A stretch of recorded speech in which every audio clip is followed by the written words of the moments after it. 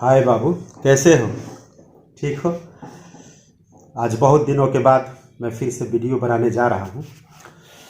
और जैसा कि आप जानते हैं कि थोड़ा सा स्वास्थ्य को लेकर के मैं बहुत दिक्कत में था, इसलिए वीडियो बंद हो गया था। अब लगातार कंटिन्यू आपको सारी चीज़ के वीडियो मिलते चलेंगे, चाहे वो कॉम्पिटिटिव इंग्लिश के हों या फिर स्पीकिंग इंग्लिश के हों, सब कुछ आपको मिलता चलेगा। आज मैं जो आपको बताने जा रहा हूँ वो जो 2022 में जो इंटरमीडिएट की एग्जामिनेशन होने वाली है, उसमें जो अंग्रेजी में ऑब्जेक्टिव क्वेश्चंस आएंगे और बुक से कौन कौन से क्वेश्चंस आएंगे वो मैं आज आपको बताने जा रहा हूँ, और वो बहुत ही इंपॉर्टेंट है। मैं आपसे ये बिल्कुल रिक्वेस्ट करूँगा कि आप इस वीडियो को तब तक देखते रहें जब तक आपको लाइन बाय लाइन याद नहीं हो जाए, क्योंकि कोई भी ऐसा क्वेश्चन नहीं होगा जो आपके एग्जामिनेशन में नहीं आएगा। हर क्वेश्चन को आप टेकअप करेंगे, हर क्वेश्चन को ध्यान से देखेंगे, और मैं आपसे वादा करता हूं कि आप इसको अगर प्रैक्टिस कर जाते हैं, बार बार प्रैक्टिस कर जाते हैं, तो फिर आपको कोई प्रॉब्लम नहीं होगी। आप आराम से एग्जामिनेशन हॉल में जाकर के सारे ऑब्जेक्टिव मार करके आ जाएंगे। तो चलिए मैं शुरू करता हूं कि वो आपके इंपॉर्टेंट ऑब्जेक्टिव कौन कौन से हैं। पहला ऑब्जेक्टिव है आपका the Gujarati equivalent for civilization means. The Gujarati equivalent for civilization means. इसके 4 ऑप्शंस हैं। मीन्स के बाद डैश है, आपको भरना है कि गुजराती इक्विवेलेंट सिविलाइजेशन जो है वो मतलब गुजरात में सिविलाइजेशन का मतलब क्या होता है। तो गुजरात में ऑप्शन है आपके सामने code of conduct, good conduct, bad conduct और इविल कंडक्ट। तो आपका जो आंसर होगा वो होगा गुड कंडक्ट, यानी the Gujarati equivalent for civilization means good conduct. दूसरा क्वेश्चन है आपका according to Gandhi ji mind is a restless dash.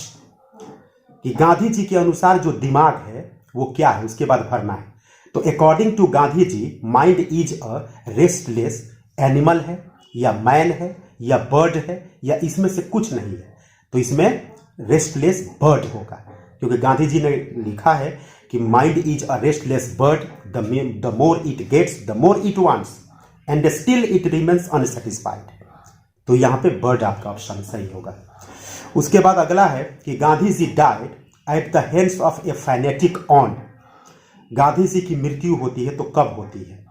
अब 30 जनवरी 1948, 31 अक्टूबर 1984, 16 अगस्त 1947, 26 जनवरी 1950। तो आपका सही आंसर होगा 30 जनवरी 1948। उस दिन उनकी मृत्यु हुई थी, हत्या हुई थी। अगला क्वेश्चन है आपका Radha Krishnan never lost his faith in. Radha Krishnan never lost his faith in essential knowledge. Option है आपका essential humanity of man, essential knowledge, essential experience. अब इसमें आपका कौन सा सही होगा? तो आपका बी नंबर सही है, एसेंशियल ह्यूमैनिटी ऑफ मैन। अगला क्वेश्चन है आपका according to doctor Zakir Hussain which is the prime instrument of national purpose. According to Zakir Hussain which is the prime instrument of national purpose. National purpose के लिए सबसे मुख्य चीज क्या है? तो ऑप्शन है आपका एजुकेशन, बिजनेस, सर्विस या पॉलिटिक्स। तो उनके अनुसार जो सबसे प्राइम इंस्ट्रूमेंट है नेशनल पर्पस के लिए है वो है एजुकेशन। तो आपका आंसर होगा एजुकेशन। उसके बाद अगला क्वेश्चन है कि doctor Zakir Hussain entered the office in a spirit of dash humility. Doctor Zakir Hussain entered the office in a spirit of dash humility. तो प्रेयरफुल ह्यूमिलिटी होगा या न्यू ह्यूमिलिटी होगा या लॉन्ग ह्यूमिलिटी होगा या स्पेशल ह्यूमिलिटी होगा। तो आपका आंसर इसका ए होगा, प्रेयरफुल ह्यूमिलिटी। उसके बाद अगला क्वेश्चन है कि the whole of dash is my home. The whole of के बाद उन्होंने क्या कहा था? कि the whole of India is my home कहा था, कि the whole of Bihar is my home कहा था, कि the whole of Bharat is my home कहा था, कि इसमें से कुछ नहीं कहा था। तो उन्होंने कहा था the whole of Bharat is my home. तो आपका ऑप्शन होगा भारत। उसके बाद है फिर आपका है कि Nanu Kaka was related to the narrator's as he was his. Nanu Kaka का रिलेशन जो नरेटर हैं, जो मनोहर मालगोनकर हैं, उनसे क्या था? क्या रिलेशन था दोनों के बीच में? तो पहला ऑप्शन है मैटरनल अंकल, उनके मामा थे। फादर, उनके पिताजी थे।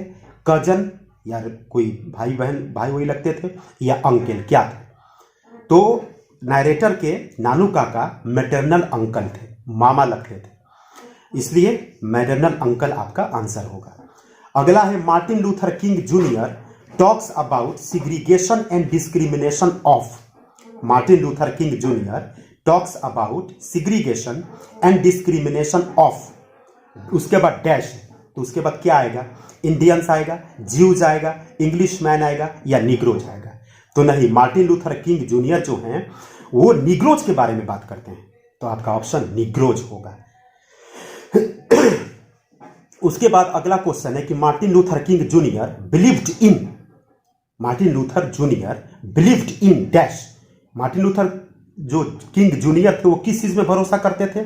तो रेशियल इक्वालिटी में भरोसा करते थे, रेशियल डिस्क्रिमिनेशन में भरोसा करते थे, रेशियल डिसहार्मोनी में भरोसा करते थे, या रेशियल सुप्रीमेसी में भरोसा करते थे?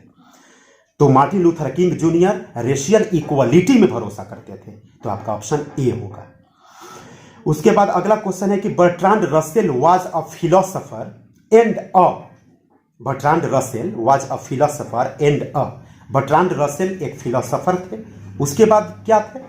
तो एक हिस्ट्रियन भी थे। उसके बाद फिर अगला है कि बी रसेल चाहे बर्ट्रांड रसेल, आप शॉर्ट में कह सकते हैं कि बर्ट्रांड रसेल या B Russell was awarded the Nobel prize in, यानी बर्ट्रांड रसेल को अवार्डेड प्राइज कब मिला? तो इन 1950, इन 1953, इन 1952 या इन 1954? तो बर्ट्रांड रसेल को नोबेल प्राइज 1950 में मिला, ये याद रखिएगा। ये सारे क्वेश्चंस आपके इंपॉर्टेंट हैं और यही आपके एग्जामिनेशन में आने वाले हैं।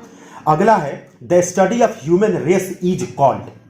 जब ह्यूमन जाति का जो स्टडी किया जाता है उसे क्या कहा जाता है? The study of human race is called dash, क्या कहा जाता है? उसको फिलोलॉजी कहा जाता है, एंथ्रोपोलॉजी कहा जाता है, जूलॉजी, जियोलॉजी कहा जाता है, या जूलॉजी कहा जाता है? तो जो स्टडी ऑफ ह्यूमन रेस है उसको एंथ्रोपोलॉजी कहा जाता है, क्योंकि एक वर्ड आता है एंथ्रोपस, एंथ्रोपस का मतलब ह्यूमन जाति होता है, ह्यूमन बींग्स होता है, उसी एंथ्रोपस से बना एंथ्रोपोलॉजी, तो आपका आंसर एंथ्रोपोलॉजी होगा। उसके बाद अगला क्वेश्चन है कि CB was a 12-year old dash boy. तो CB was a 12-year-old dash boy, Chinese boy या जापानीज बॉय या इंडियन बॉय या अमेरिकन बॉय? वो कौन लड़का था? चाइनीज था, चाइना का था, या जापान का था, या इंडियन था, या अमेरिकन था? तो सीबी जो था वो जापानीज बॉय था, इसलिए आपका ऑप्शन बी होगा, जापानीज बॉय। फिर अगला हम देखते हैं कि CB was passionately interested in dash. CB was passionately interested in dash music, fruits, toys या गॉड्स? वो किस चीज में ज्यादा इंटरेस्टेड था? म्यूजिक में था, फ्रूट्स में था, टॉयज में था, या गॉड्स में था? तो नहीं, वो गॉड्स में ज्यादा इंटरेस्टेड था। अगला क्वेश्चन है आपका कि जर्मिन ग्रेयर is an dash writer. जर्मिन ग्रेयर is an dash writer. जर्मिन ग्रेयर जो थी वो ऑस्ट्रेलियन राइटर थी कि अमेरिकन राइटर थी कि चाइनीज राइटर थी कि इंडियन राइटर थी? तो जर्मिन ग्रेयर ऑस्ट्रेलियन राइटर थी, तो आपका ऑप्शन ए सही होगा, ऑस्ट्रेलियन।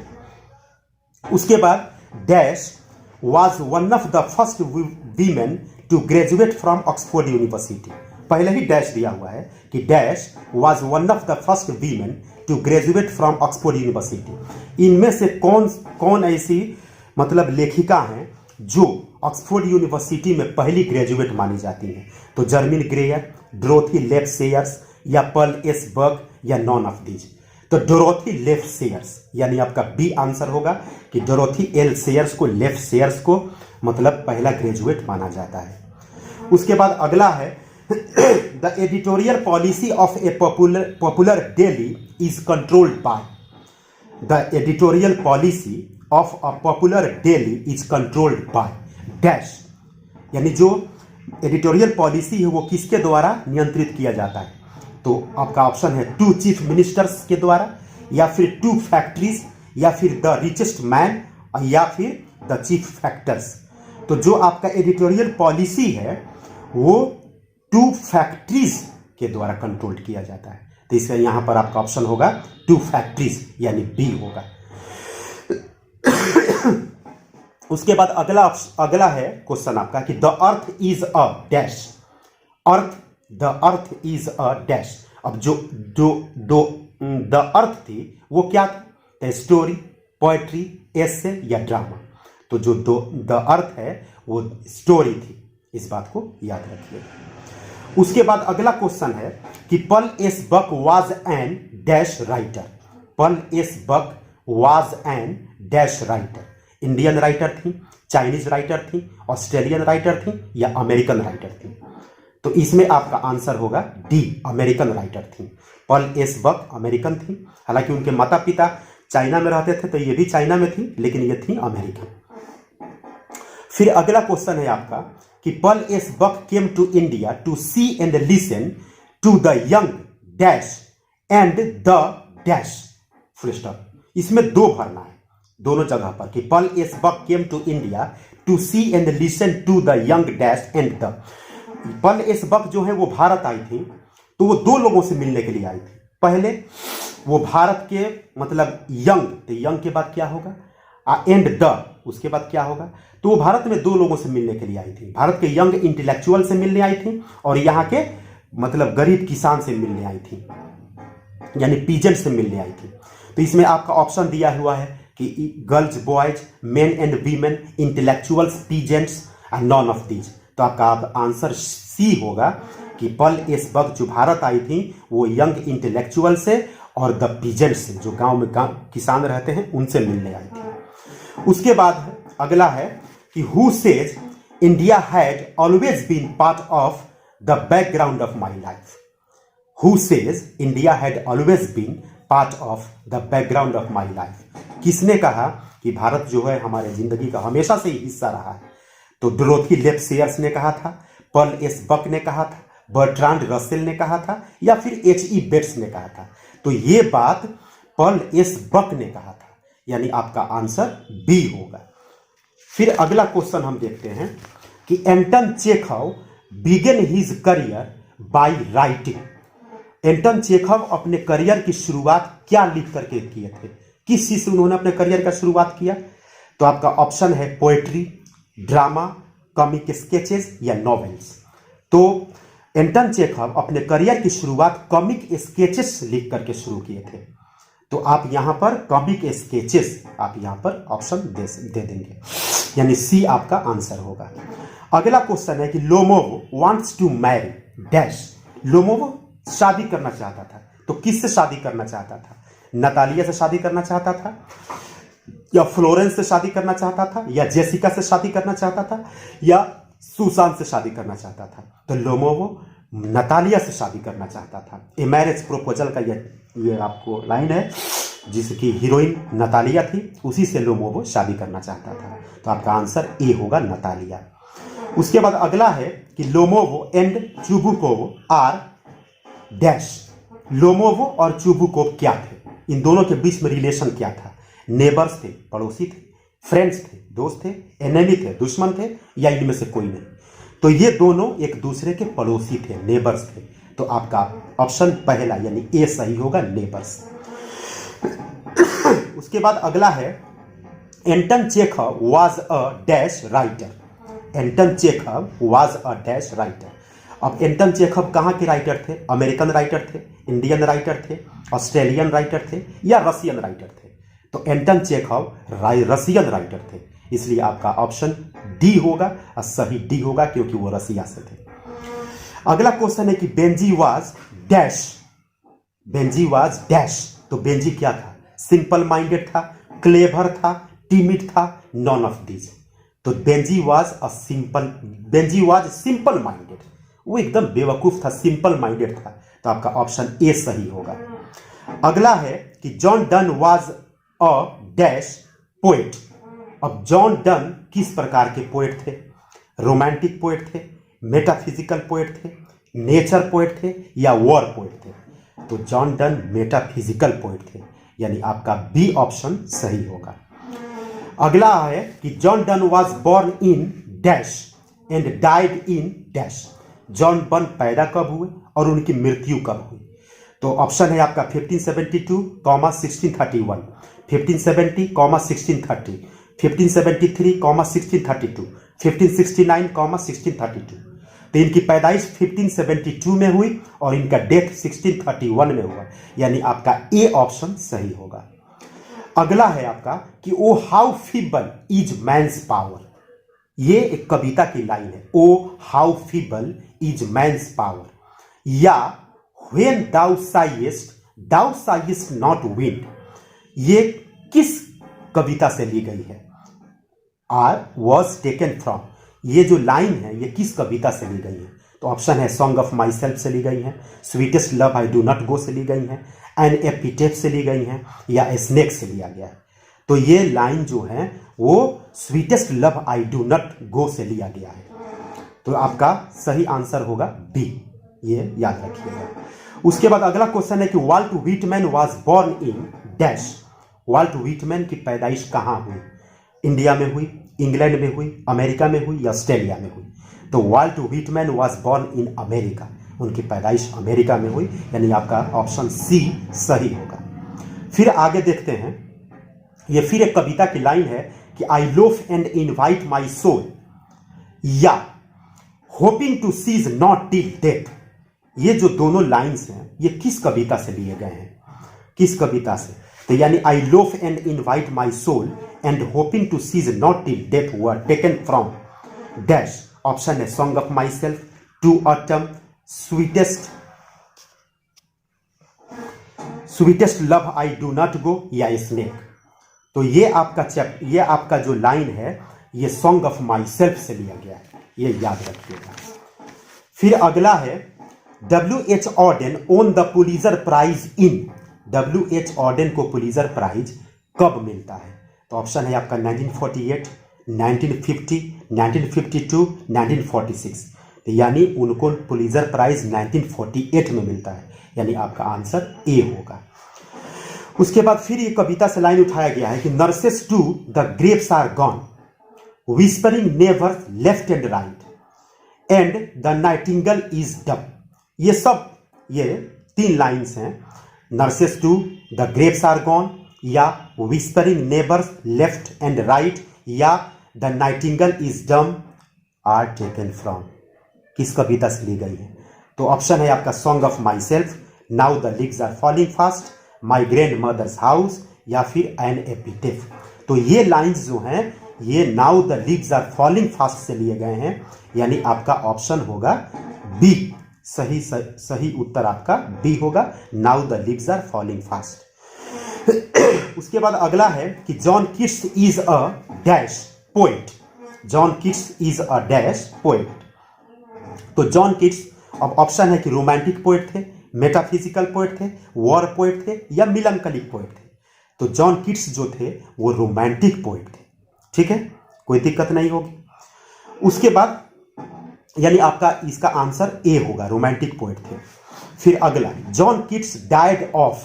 जॉन किट्स की मृत्यु किस कारण से होती है? डाइड ऑफ कैंसर, कैंसर से मृत्यु होती है, या जॉन्डिस से मृत्यु होती है, या निमोनिया से मृत्यु होती है, या ट्यूबरकुलोसिस यानी टीबी से होती है। तो जॉन किट्स की मृत्यु ट्यूबरकुलोसिस से होती है, इसलिए आपका सही आंसर डी होगा। फिर अगला है कि John kits was deeply interested in cricket and dash. John Keats जो थे सबसे ज्यादा क्रिकेट में और एक और खेल में इंटरेस्टेड थे। तो क्रिकेट में तो थे ही, और वो दूसरा कौन सा खेल है जिसमें सबसे ज्यादा इंटरेस्टेड थे? तो ऑप्शन है आपका बॉक्सिंग, फुटबॉल, हॉकी, या वॉलीबॉल। तो वो सबसे ज्यादा क्रिकेट के साथ साथ इंटरेस्टेड थे तो बॉक्सिंग में थे। तो John kits was deeply interested in cricket and boxing, तो यानी आपका आंसर ए होगा, बॉक्सिंग। फिर अगला है autumn is a season of mist and mellow. अब मिल्लो के बाद कविता के लाइन में क्या दिया गया है? Autumn is a season of mist and mellow dash. उसके बाद क्या आएगा? फ्रूटलेस आएगा, फ्रूटनेस आएगा, फ्रूटफुल आएगा, या फ्रूटफुलनेस आएगा। तो मिलो के बाद बुक देखिएगा आप, और टू ऑटम की ये लाइन है, तो उसके बाद फ्रूटफुलनेस है, यानी autumn is a season of mist and mellow fruitfulness, यानी आपका ऑप्शन डी होगा जो सही है। फिर आगे चलते हैं। फिर ये कविता से लाइन उठाई गई है कि where are the songs of a spring is taken from. ये जो लाइन है where are the songs of a spring, ये किस कविता से ली गई है? तो सामने ऑप्शन है आपके song of myself, ode to autumn, ode to nightingale या फिर स्नेक। तो ये आपकी जो लाइन है ये ओड टू ऑटम से ली गई है, यानी आपका ऑप्शन बी सही होगा। फिर आगे देखते हैं, अगला क्वेश्चन है आपका कि Walter de la Mare was born in, कि वाल्टर डी लॉमेयर की पैदाइश कब होती है? तो ऑप्शन है आपका 1873 या 1889 या 1871 या 1890। तो वाल्टर डी लॉमेयर की पैदाइश 1873 में होती है, ये याद रखिएगा आप, यानी आपका ऑप्शन ए सही होगा। अगला है, ये भी कविता से उठाई गई है लाइन कि I think she was the most beautiful lady is from, ये जो लाइन है I think she was the most beautiful lady किस कविता से ली गई है? यानी पहला ऑप्शन है आपका ओड टू ऑटम, दूसरा ऑप्शन है आपका एन एपिटेफ, तीसरा ऑप्शन है फायर हिम, चौथा ऑप्शन है माई ग्रैंड मदर्स हाउस। तो ये जो लाइन है एन एपिटेफ से ली गई है, यानी आपका बी ऑप्शन सही होगा। एन एपिटेफ से ये लाइन लिया गया है, I think she was the most beautiful lady. फिर अगला हम देखते हैं, अगला जो हमारा क्वेश्चन है वो है कि Rupert Brooke was a dash poet, यानी Rupert Brooke was a dash poet. Rupert Brooke जो थे वो कौन से कवि थे? वार पोएट थे, नेचर पोएट थे, रोमांटिक पोएट थे या मेटाफिजिकल पोएट थे? तो जो रपट ब्रूक थे वो आपको वॉर पोएट थे, ये याद रखिएगा। Rupert Brooke was a war poet, क्योंकि वॉर पर लिखा करते थे। तो यानी आपका ए ऑप्शन जो है वो सही है। फिर है अगला कि in hearts at peace under an English heaven, ये कविता की लाइन है। In hearts at peace under an English heaven is from, ये किस कविता से ली गई है? ऑप्शन है ode to autumn, the soldier, fire him and epitaph. तो ये लाइन जो है द सोल्जर से ली गई है, यानी आपका ऑप्शन बी सही आंसर होगा। फिर आगे देखते हैं कि the soldier is a dash. अब सोल्जर जो है वो ऑक्टेव है या सेस्टेट है या क्वाट्रेंस है या सोनेट है? देखिए यहां पर जो सोल्जर है वो क्या है ये पूछ रहा है यहाँ पे सर। ऑक्टेव का मतलब होता है जो कविता 8 लाइन की होती है उसको ऑक्टेव कहा जाता है, जो कविता 6 लाइन्स की होती हैं उसको सेस्टेट कहा जाता है, जो कविता 4 लाइन्स की होती हैं उसको क्वाट्रेंस कहा जाता है, और जो कविता 14 लाइन्स की होती हैं उसको सोनेट कहा जाता है। तो जो ये आपकी कविता द सोल्जर है वो एक 14 लाइन की कविता है, तो जाहिर सी बात है कि वो सोनेट होगी। तो यानी आपका आंसर डी होगा कि वो सोनेट है। फिर अगला, Macavity is called dash, Macavity को क्या कहा गया? टीएस एलियट ने मैकेविटी को क्या कहा? द मिस्ट्रियस पॉ कहा, द हिडन पॉ कहा, द एक्सपोज्ड पॉ कहा या द नॉटी पॉ कहा? तो Macavity is called the hidden पॉ, यानी आपका सही आंसर बी होगा, ये याद रखिएगा। सही आंसर आपका बी होगा, यानी टीएस एलियट ने मैकेविटी को हिडन पॉ कहा था। फिर अगला, फिर ये कविता से लाइन ली गई है कि he is broken every human law, he breaks the law of gravity. He is broken every human law, he breaks the law of gravity is taken from, ये किस कविता से ये लाइन ली गई है? तो ऑप्शन है Macavity the mystery cat, an epitaph, fire him या स्नेक। तो ये line Macavity the mystery cat से ली गई है, यानी आपका सही ऑप्शन ए होगा। फिर आगे देखते हैं, अगला क्वेश्चन है आपका कि TS Eliot was awarded the Nobel Prize for Literature in, TS Eliot was awarded the Nobel Prize for Literature in, TS Eliot को लिटरेचर के लिए नोबेल प्राइज का अवार्ड दिया गया। तो कब दिया गया? ऑप्शन है 1950, 1952, 1948 या 1940। तो इनको जो अवार्ड दिया गया वो 1948 में दिया गया, यानी टीएस एलियट को अवार्ड, नोबेल प्राइज का अवार्ड 1948 में मिला, इसलिए आपका ऑप्शन सी सही होगा। फिर अगला है कि the poem fire him describes the scene of a dash ghat. The poem fire him describes the scene of a dash ghat. Option है बर्निंग, लाइटनिंग, रिवर या नॉन ऑफ दीज। तो ये ऑप्शन आपका होगा बर्निंग घाट, यानी ए आपका सही होगा कि the poem fire him describes the scene of a burning ghat, जलते हुए घाट का डिस्क्रिप्शन देता है। फिर अगला है आपका Keki N Daruwalla got Sahitya Akademi award in, Keki N Daruwalla got Sahitya Akademi award in, Keki N Daruwalla को साहित्य अकेडमी अवार्ड मिला, तो कब मिला? 1980 में मिला, या 1982 में मिला, या 1990 में मिला, या 1984 में मिला? तो इनको साहित्य अकेडमी अवार्ड 1984 में मिला, इसलिए आपका ऑप्शन डी सही होगा।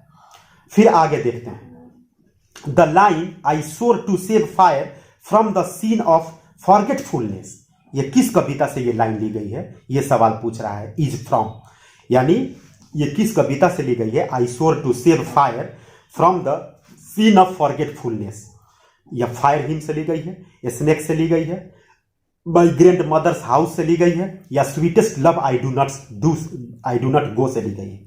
तो ये जो लाइन है ये फायर हिम से ली गई है, इसलिए आपका ऑप्शन ए सही होगा, यानी फायर हिम। फिर अगला देखते हैं, फिर ये एक कविता से लाइन उठाई गई है, he lifted his head from his drinking as cattle do is from, ये जो लाइन है कि he lifted his head from his drinking as cattle do, ये किस कविता से ये लाइन ली गई है?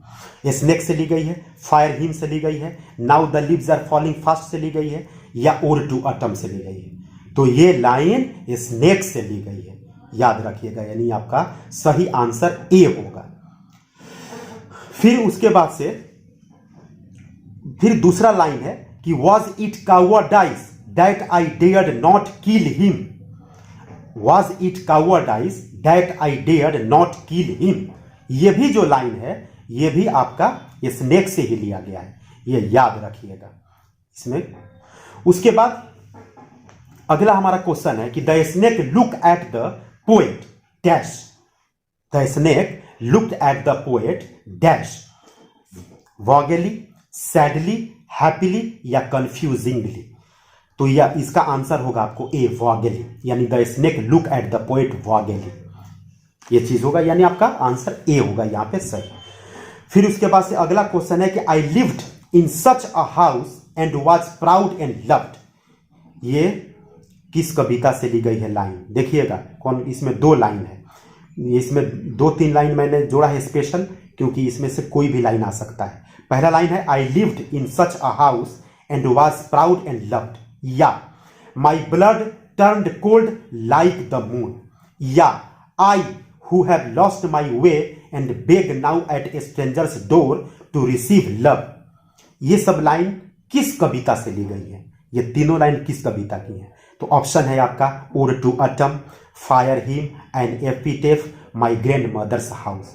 तो ये तीनों line my grandmother's house से ली गई है, याद रखिएगा, यानी यह आपका डी ऑप्शन सही होगा।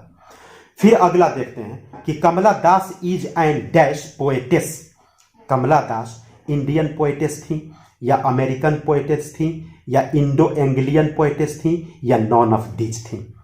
तो वो इंडियन पोएटेस थी, ये सब लोग जानता है कि Kamala Das is an Indian poetess. फिर अगला देखते हैं, Kamala Das has earned a respectable place in both English and dash literature, Kamala Das को 2 भाषाओं के लिटरेचर पर कमांड था। तो पहला तो इन्होंने इसमें बताया गया कि इंग्लिश पर कमांड था, और दूसरी वो कौन सी भाषा थी जिस पर कमला दास को कमांड था? तो देखिएगा, फिर एक बार क्वेश्चन सुनिएगा कि Kamala Das has earned a respectable place in both English and dash literature, option है Hindi literature, Telugu literature, Urdu literature, या मलयालम लिटरेचर?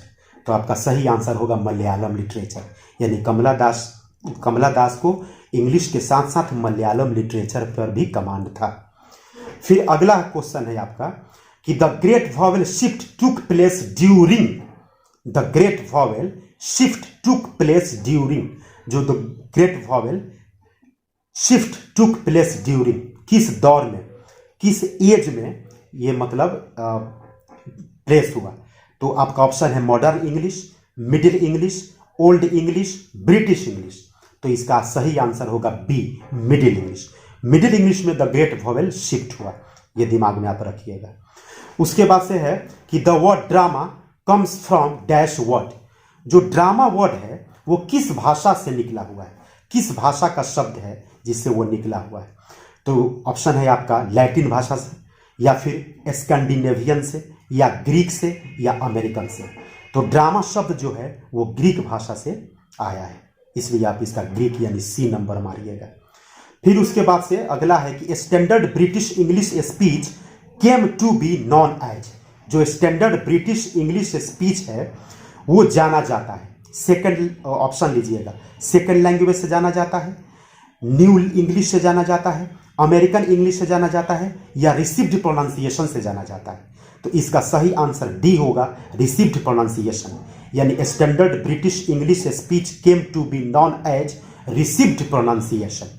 ये याद रखिएगा, आंसर डी आपका होगा। फिर अगला है कि English developed into a single standard dash. English developed into a single standard dash. Queen's English, king's English, prince English, princess English, या फिर प्रिंसेस इंग्लिश। कब ये डेवलप हुआ? तो क्वींस इंग्लिश इसका ऑप्शन सही होगा, ये याद रखिएगा, ए आपका ऑप्शन सही है। उसके बाद Langland is a well known writer of dash English literature, यानी Langland is a well known writer of dash English literature. किस एज के, किस दौर के लैंगलैंड मतलब राइटर, फेमस राइटर थे? वो पहला ऑप्शन है पोस्ट मॉडर्न एज के, दूसरा ऑप्शन है ओल्ड एज के, तीसरा ऑप्शन है मॉडर्न, और चौथा है मिडिल एज के। तो जो लैंगलैंड थे वो मिडिल एज के थे, मिडिल एज में वो फेमस हुए थे, उसी एज के वो राइटर थे। फिर अगला है कि the Anglo Saxons were dash people. Anglo Saxon were dash people. Persian people थे, जर्मनिक पीपल थे, ग्रीक थे, या लैटिन थे? तो जो एंग्लो सेक्शंस जो लोग थे वो जर्मनिक लोग थे, ये याद रखिएगा। तो ये जर्मनी से आए थे, तो जर्मनिक लोग थे, इसलिए आपका इसका आंसर होगा जर्मनिक, यानी बी होगा, Anglo Saxons were Germanic people. फिर अगला है all that the Johnsons had was the. Johnsons के पास सब कुछ होने के बाद भी एक और चीज था, all that the Johnson had was the, क्या था? वो ऑप्शन है अर्थ, हाउस, होटल, या शॉप। तो इसका सही आंसर होगा ए, यानी द अर्थ। इसका मतलब कि all that the Johnson had was the earth, यानी अर्थ आपका सही आंसर होगा। फिर देखिए, the taming of dash animals made life much pleasant. The taming of dash animals, यानी the taming of wild animals, या टेमिंग ऑफ वॉरेशियस एनिमल्स, या the taming of weak animals, या the taming of domestic animals. इसमें कौन सही होगा?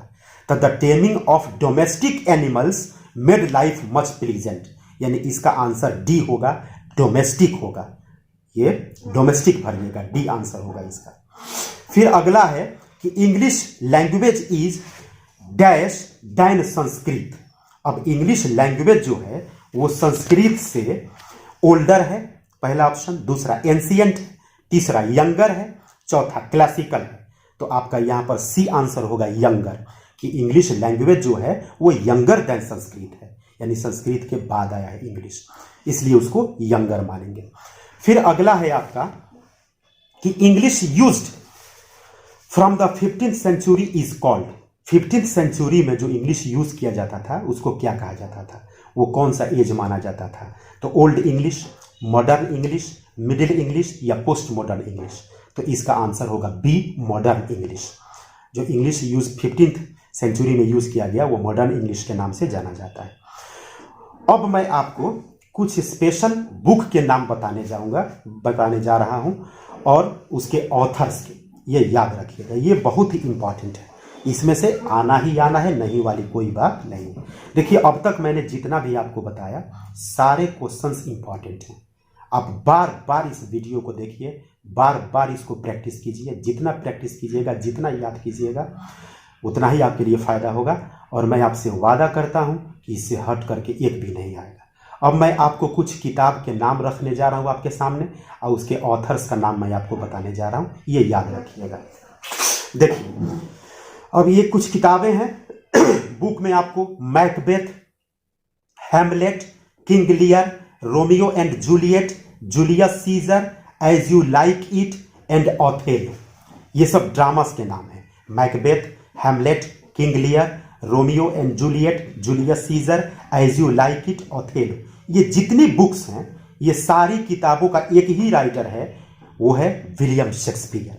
इसमें से कोई भी अगर आ जाए, मैकबेथ आ जाए, हेमलेट आ जाए, किंग लियर आ जाए, रोमियो एंड जूलियट आ जाए, जूलियस सीजर आ जाए, एज यू लाइक इट आ जाए, ओथेलो आ जाए, इसमें से किसी भी बुक का राइटर का नाम अगर आपसे पूछ दे तो सबका आंसर एक ही होगा, विलियम शेक्सपियर। ये सारी किताबें विलियम शेक्सपियर की, कोई दिक्कत नहीं। अब आगे बढ़ते हैं। फिर ये देखिएगा, paradise lost, paradise regained, paradise lost, paradise regained, ये दो किताबें हैं। इन दोनों किताबों के राइटर जो हैं वो जॉन मिल्टन हैं। उन्होंने पैराडाइज लॉस्ट लिखा, पैराडाइज रीगेंट लिखा। लिखा तो बहुत, लेकिन जो इंपॉर्टेंट आपसे जो पूछा जाने वाला क्वेश्चन है वही मैं आपको आपके सामने रख रहा हूं। तो बुक पैराडाइज लॉस्ट या पैराडाइज रीगेंट, दोनों को जॉन मिल्टन ने लिखा। फिर अगला है डेविड कॉपरफील्ड। डेविड कॉपरफील्ड को चार्ल्स डिकेंस ने लिखा। ये डेविड कॉपरफील्ड बुक है, इसके राइटर, इसके लेखक हैं चार्ल्स डिकेंस। फिर अगला है सावित्री। तो सावित्री एक बुक है जिसको अरविंदो घोष ने लिखा। सावित्री के राइटर अरविंदो घोष है। उसके बाद the God of small things, तो ये the God of small things, इसकी लेखिका अरुंधति रॉय है। अरुंधति रॉय याद रखिएगा। उसके बाद फिर दो किताब आपके सामने आती है, अनटचेबल और कूली। ये दो बहुत ही इंपॉर्टेंट किताब है, अनटचेबल, कूली। इन दोनों किताबों के राइटर मुल्क राज आनंद है। शॉर्ट में आपको मतलब एम राज आनंद भी आ सकता है, एम के आनंद भी आ सकता है, ये सब चीज़। तो मुल्क राज आनंद इनके राइटर हैं, अनटचेबल के और कूली के। उसके बाद से अगला है द गाइड। तो द गाइड जो है वो उसके राइटर हैं आर के नारायण। द गाइड उसके राइटर आर के नारायण। अब मैं आपको पूरी तरह से विश्वास दिलाता हूं बाबू कि आप इसको प्रैक्टिस कर जाइए, और ये सारे क्वेश्चंस इंपॉर्टेंट हैं। जब आपके हाथ में क्वेश्चन पेपर मिलेंगे, जब आप इसको प्रैक्टिस करके जाइएगा, कोई भी ऐसा क्वेश्चन नहीं होगा जो इसे टच नहीं करेगा, ये मेरा वादा है आपसे। और एकदम खुशी से इसको पढ़िए, और चैनल को लाइक ज़रूर कीजिएगा, अपने फ्रेंड्स वगैरह में शेयर ज़रूर कीजिएगा, और सब्सक्राइब ज़रूर कीजिएगा। जय हिंद। फिर अगले वीडियो के साथ हम मिलेंगे।